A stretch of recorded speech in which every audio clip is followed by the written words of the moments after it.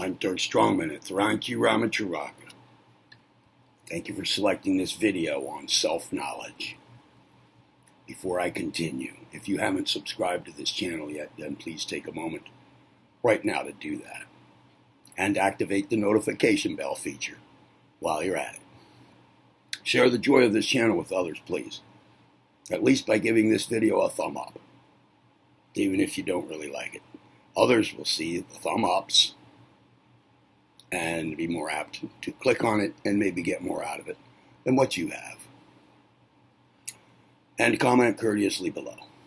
Now, self-knowledge. First of all, what is it?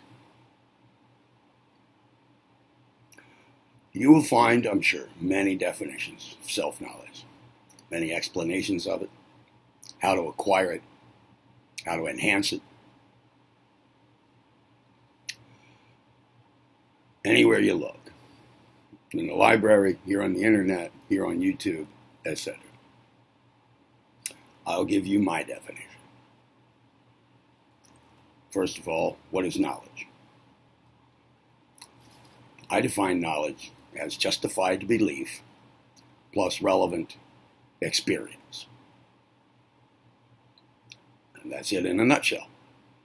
Now, what do we mean by self? Well, we may say, just summarize, sum up by saying there are two selves. One is called the false self, and the other one is called the true self. Now, the false self isn't really fake, but when compared to the true self, true versus false seem to go hand in hand, right? Truth versus falsity. So it's not the true self. Now I'm going to say here that self-knowledge is being aware of both, having justified belief plus relevant experience with both. So, first of all, the false self. The false self includes all about you that changes. To put it simply, all about you that changes. Your physical body, your thoughts, your emotions, your mind, moods, likes, dislikes, aptitudes, all the things that change, versus the true self. Well, first of all, as a segue, the false self includes many things. Everything that doesn't change about, or everything that changes about you. And that leaves only one thing, the part that doesn't change. The I in the I am of you. And that's the true self. So, how to acquire knowledge, justified belief, plus experience with both. Well, first of all, the false self. That's probably the easier to do, even though it's practically, its number of component parts is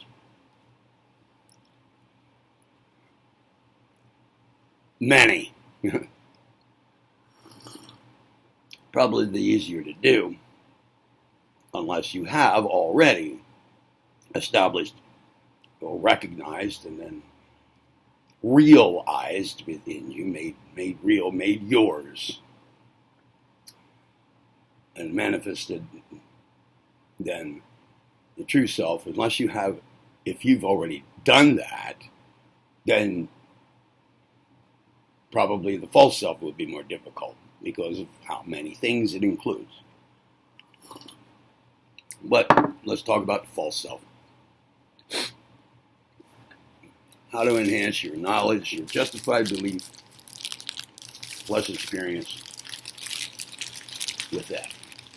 Well, I'm sure there are a lot of ways to do that. I'm going to make a suggestion. You can do You start off with a SWOT analysis of your false self, things about you that change. What's a SWOT analysis? SWOT. This is something that is usually done in business or in writing a business plan, coming up with a business plan. We want to analyze our strengths, that's the S, our weaknesses, that's the W, the O is opportunities, and the T is threats. Strengths and weaknesses have to do with our internal world. Opportunities and threats have to do with the external world. Strengths versus weaknesses. Opportunities versus threats. We may do a SWOT analysis on ourselves. That's one way. Another is to examine and make a list of your values. The things that you hold to be important in life. This may also include the things that you don't consider to be important in life. You can start by making a list of all the things that you find to be important in your life. And rank them. Once you get a list of them written down, then reorder them so that the most important thing is at the top of the list, and then in descending value on down. Once you get to the bottom of that list, you have the last one, the bottom of the list. You may continue on down into things that you find to be unimportant. You can cross that little line there, that thin gray line from the least of the important things to the greatest of the unimportant things, and continue on down the list. And order them. Like I said, most important down to least important. What's next? It may be then a good idea to examine your motives and get them out onto paper. Your motives, what are they? Your motives are the factors in your life, the things in your life that drive you to action. Motives, summed up in a nutshell, are goals that have significant emotional content for you, such that they drive you to action toward their achievement, toward their satisfaction, toward their completion, toward their attainment. Motives. And it would be then, once you get them on paper, all the things that motivate you in life. Goals, aims, objectives, purposes for action that do have enough emotional content, are emotionally laden enough to actually drive you to action. In other words, the reasons why you get up in the morning. Put them on paper. And then it would be a very good idea to further examine them by doing something with them on paper. There's a significantly detailed procedure to put them through toward their refinement, and you will learn a lot about yourself in going through that procedure. You will become aware of the actual content of your motives and where they stand with you if you put them through this process of refinement. This will also significantly aid you in your personal involvement if you do that. Where are you going to find that procedure? Well, I cannot say it all here, but I have said it elsewhere. So at this point in this video, I refer you over to another video that I have here. Geez, what is it called? It's something about the formula for personal involvement. Most important video you will ever see. I believe that's the name of it. I know the word formula is in there. The formula, or formula for personal involvement. The most important video you will ever see. It's almost 3.5 hours long. It's the longest video on this channel. That's the procedure laid out. All in one shot. Of course, you don't have to listen to it all at one time. Just go in segments and follow the procedure that's given. You can see 3.5 hours worth of procedure explained. I cannot do that here in this video, but I refer you over to that one. All right, with those things done, your SWOT analysis, your values, and your motives. That's 3 things. That's not a comprehensive list of things, those 3, but it's pretty good. It's pretty good. It'll get you well on your way. Self-knowledge with respect to the false self, and now the true self.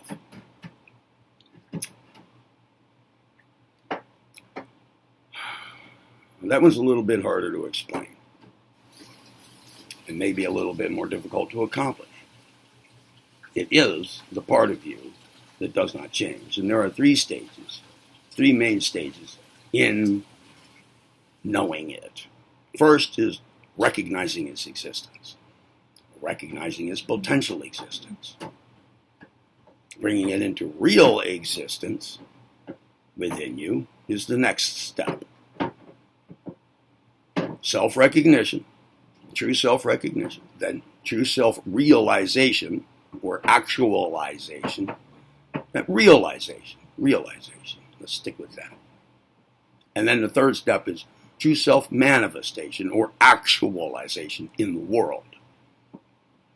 So what's the difference between the realization and the manifestation or actualization in the world? Well, again, like a moment ago, the first of the two, the realization, is internal. And then the manifestation or actualization is external. Manifesting, implementing, actualizing your true self outwardly, bringing it out, manifesting it. All right. But the first step is recognition, and that is often the most difficult part. It's the one thing that doesn't change, therefore it's really hard to get your finger on it. And it's not a thing. Excuse me, it's not a thing. Thoughts are things, feelings are things.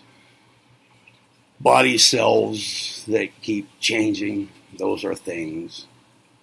Moods are things. All of those are things. But the true self is not a thing. And it doesn't change. Being not a thing, it does not change. So it's kind of hard to get your finger on it.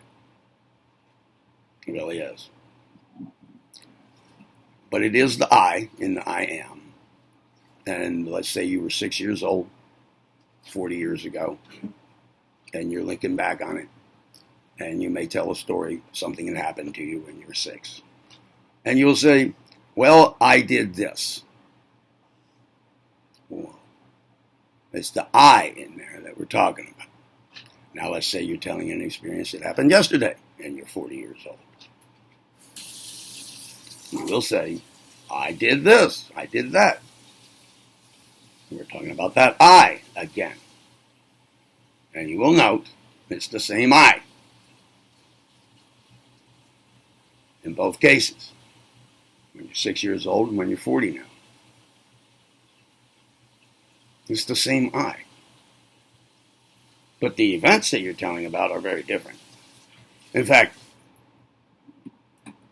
except for that I, you're not even the same person anymore. Except for that I. That's remained the same. Everything else has changed over that period of time. Everything. Really. If it weren't for that I that remains constant, it wouldn't even be right to say that you're the same person as you were when you were 6. Perhaps you get a glimpse of recognition of your true self just from what I just now said. Now, how to gain justified belief and experience, plus relevant experience with that? You may want to follow a course of action again in coming to that recognition and realization within you of it. One way to do that, I cannot lay all that out here again in this video, but I have laid it out elsewhere, in numerous places on this channel. One procedure you can go through, you will find in my narration of William Walker Atkinson's book, Raja Yoga, R-A-J-A. It's narrated one chapter at a time right here on this channel. It has its own playlist. You may look that up.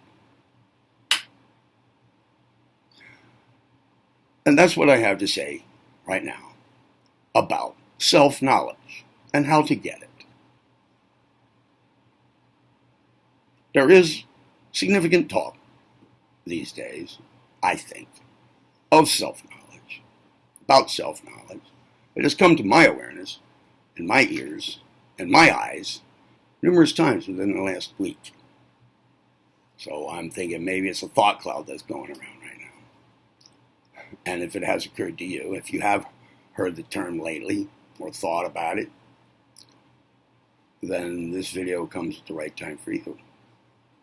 Anyway, regardless, if you liked the video, give it a thumb up. If you didn't like it, give it one anyway for others. That's a way to share the channel with other people. And activate the notification bell feature, please, while you subscribe if you haven't done that already. And comment courteously below. This is Tharan Q. Ramacharaka, and I'm Turk Strongman. Be well.